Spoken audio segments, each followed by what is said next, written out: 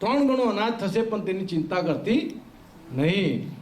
પણ આજે મારે હવે ગૃહ ત્યાગ કરવાનો સમય થઈ ગયેલો છે, એટલે હવે હું ગૃહ ત્યાગ કરીને જાઉં છું ગુરુ કરવા માટે. તો પેલા હેતબા માટે વિચાર કરે છે કે આ તો બાળક સ્વરૂપે મને આ પરમ ગુરુ મળેલા ત્યારે એને યાદ આવે છે. આમ માતા તો બાળક સાથે બાળક જેવી જ, આ તો મારું બાળક છે એ પ્રમાણે જ રમતી હતી. પણ જ્યારે આવી વાત કરી કે 3 ગણું અનાજ થશે એમ જ્યારે વાત કરી ત્યારે પેલા માતાને આશ્ચર્ય થઈ જાય છે કે ઓહો, મેં તો બહુ ભૂલ કરી. તો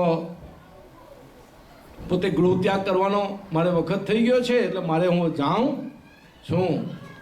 તો પરમગુરુ કરુણાસાગર કુટુંબ છોડીને, પોતાનું કુટુંબ છોડીને જાય છે ઓડ ગામમાં.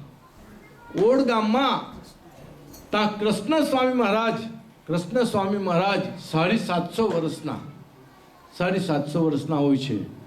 તો 750 વર્ષના જે કૃષ્ણ સ્વામી હતા ને તેને ગુરુ કરે છે. કૃષ્ણ સ્વામી વિચાર કરે છે કે આ પુરુષ તો મહાન, મારા કરતા પણ. એમને જોયું તપશ્ચર્યાથી, આ તો મારા તપશ્ચર્યામાં પણ આવે એવા પુરુષ નથી.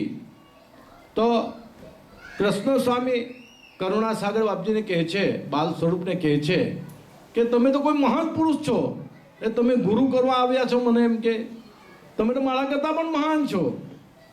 તો પરમ ગુરુ કરુણાસાગર બાપજી કહે છે કે વાત તમારી સાચી, હું કૈવલ ધામથી આવેલો પુરુષ છું, પણ આ દેહના ગુરુ તો મારે કરવા જ પડે.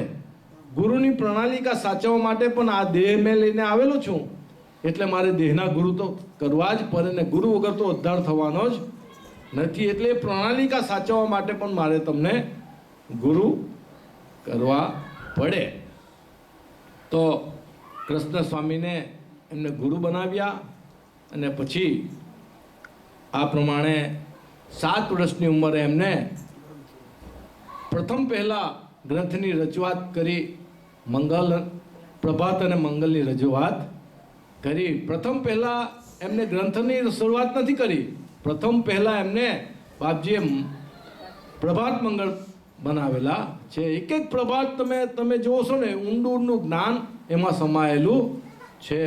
પ્રભાત મંગળ તમે ગાઓ ને તો તમને ખ્યાલ આવશે કે એક એક પ્રભાતમાં ને એક એક મંગળમાં કેટલું ઊંડું જ્ઞાન સમાયેલું છે. એમને પહેલું પ્રભાત એવું બનાવેલું છે, નરસિંહ મહેતાના જ રાગ છે. નરસિંહ મહેતાના જ રાગ એ જ રાગ છે. હે મુક્યને કલ્પના જલ્પના મન તણી તુજ વિના નહીં કોઈ દૂજો. તીર્થને વ્રતને જોગ જગન જપ તપ કરી માંગતો તારું તું જો. હે મુક્યને કલ્પના જલ્પના મન તણી તુજ વિના નહીં કોઈ દૂજો. કેટલી ઊંડી વાત. હે મનુષ્ય, તું તારી મુખ્યને કલ્પનાને જલ્પનાને તો મૂકી દે. મુખ્યને કલ્પના જલ્પના મન તની, તારી મનની કલ્પનાને બધું મૂકી દે સાઈડ પર. તુજ વિના અન્ય નહીં કોઈ દૂજો, તારા વગર દુનિયામાં બીજો કોઈ નથી. એટલે કે મનની કલ્પનાને છોડી દે ને તું તારું સ્વરૂપને ઓળખ. તું કોણ છે? મનુષ્ય જન્મમાં આવેલો અને તું તારા સ્વરૂપને ઓળખી શકેલો નથી કે હું કોણ છું. હું તો આ શરીર, તમે શરીરને હું સ્વરૂપ માની બેઠા કે હું શરીર છું. શરીર નથી. મુખ્યને કલ્પના જલ્પના મનતની તુજ વિના અન્ય નહીં કોઈ દૂજો. તીર્થને વ્રતને જોગ જગન જપ. તીર્થ કરે તીર્થમાં કંઈ મળશે, વ્રત કરે વ્રતમાં કંઈ મળશે, તીર્થને વ્રતને જોગ જગન જપ. જોગ કરે, જગન કરે, જપ કરે, બધું કરે, પણ તારા સ્વરૂપને જો તો નહીં ઓળખશે તો પછી માલિકને પણ તું જાણી શકશે નહીં. આ પ્રમાણે પ્રભાત અને મંગળની પોતે રચના કરે છે. પછી પરમગુરુ કરુણા સાગર બાપજી 15 ધર્મગ્રંથોની રચના કરે છે. 15 ધર્મગ્રંથોની બાપજીએ રચના કરેલી છે ને એમના પટ્ટ શિષ્ય નારાયણદાસજી બાપજીએ સિદ્ધાંત બાવની ગ્રંથની રચના કરેલી છે અને અચરતબાઈ અચરત સાગર ગ્રંથની રચના કરેલી છે. અને નારાયણદાસજી બાપજીએ બીજું પણ એક પુસ્તક બનાવેલું. એમ કરીને 15 અને 3 આ ગ્રંથો, એમ કરીને 18 ધર્મ ગ્રંથ આપણામાં છે. તો તેનો આપણે અભ્યાસ કરવો જોઈએ. તો આ પ્રમાણે મહાસુદી બીજ એટલે આપણો આ પર્વ કહેવાય. મહાસુદી બીજને દિવસે પરમગુરુ પ્રગટ થયેલા આપણા કલ્યાણને માટે. તો હવે આટલા સત્સંગમાં તો તમારું પેટ ધરાય નહીં, એ તો સ્વાભાવિક છે. પણ આપણા ગુરુ ગાદી અવિચલદાસજી બાપજીએ ખૂબ કૃપા કરેલી છે. અત્યારે બધા ભક્તજનો પર કેવી કૃપા કરેલી છે કે તમારે રોજ તમારે સત્સંગ તમારા ઘર બેઠા તમારે મોબાઈલમાં સાંભળવો હોય કે તમારા લેપટોપમાં સાંભળવો હોય તો એની વેબસાઇટ પણ આપેલી છે. તો હવે તમે બાપજીના ગ્રંથોનું જેમ જેમ અભ્યાસ કરશો ને તેમ તેમ માલિક પ્રત્યે તમને ભાવ જાગશે, ઉમંગ જાગશે. કારણ કે આ અભ્યાસનો વિષય છે. હવે આ એક દિવસના સત્સંગમાં તો આપણું કલ્યાણ થાય નહીં, પણ વારંવાર સત્સંગ સાંભળવાથી આપણું કલ્યાણ થાય. તો તમારે વેબસાઇટ જોઈતી હોય તો તમે મારો આજે સત્સંગ પતે તમારો ફોન નંબર મને આપી દેજો, તો હું તમને બાપજી જે મને વેબસાઇટ મોકલાવેલી છે તે તમને તમારા પર હું વોટ્સઅપથી રવાના કરીશ. તો તમારે તેમાં બધા જ ધર્મગ્રંથો બાપજીએ એટલું ફાઇન સમજાવેલું છે, તમે કામ કરતાં કરતાં પણ ઇયરફોનથી સાંભળી શકો, તમે રસોઈ કરતાં કરતાં પણ સાંભળી શકો, અને બધી રીતે બહુ ફેસિલિટી આપેલી છે. તો એમાં આપણું કલ્યાણ સમાયેલું છે. બાપજીની વાણી સાંભળશું તો પરમગુરુના જે 18 ધર્મગ્રંથો છે તેની પૂરેપૂરી માહિતી મળશે અને આપણું આત્માનું કલ્યાણ થશે. મેં તમને વાત કરી તેમ મનુષ્ય જન્મ વારંવાર મળતો નથી. આ જન્મમાં આપણે જો કલ્યાણ ના કરીશું તો બીજા બધા જન્મો ખૂબ ભોગવવા પડશે. તો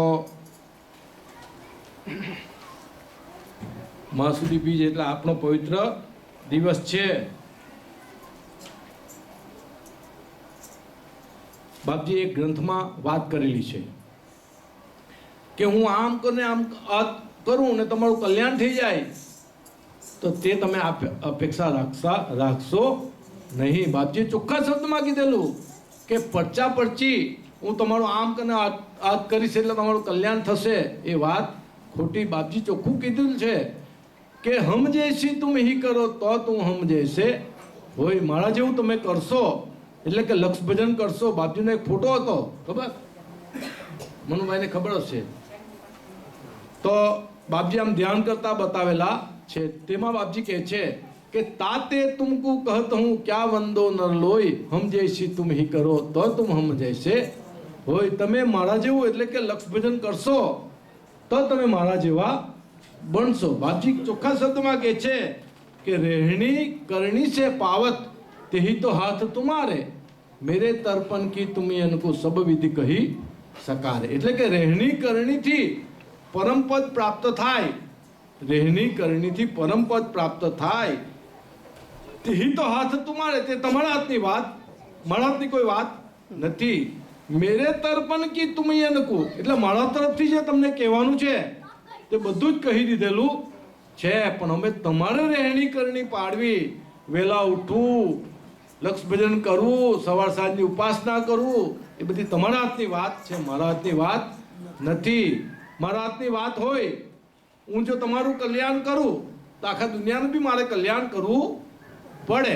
એ પ્રમાણે જો હાથ કરીને જો હું કલ્યાણ કરી જાઉં પછી બીજા અંશો પણ ભગવાનના જ અંશો છે ને, તો તે લોકોને અન્યાય લાગે કે નહીં? બાપજી કે હું નીતિપૂર્વક ચાલીશ, તમારો અધિકાર હશે તો હું તમને કૃપા કરીશ, અધિકાર વગર હું કૃપા કરીશ નહીં, એવી કઈ વાત કરીશ નહીં. એટલે કે તમે રહેણી કરણી આપણે જ પાડવી પડે. બીજી બધી તો ઘણી બધી વાત બાપજીએ ગ્રંથમાં કરેલી છે, તો તેનો આપણે અભ્યાસ કરીશું. હવે આટલું આપણે કહીને મહાશ્રી બીજનો આપણે કાર્યક્રમ હવે પછી અગાડી પણ ચલાવવાનો છે.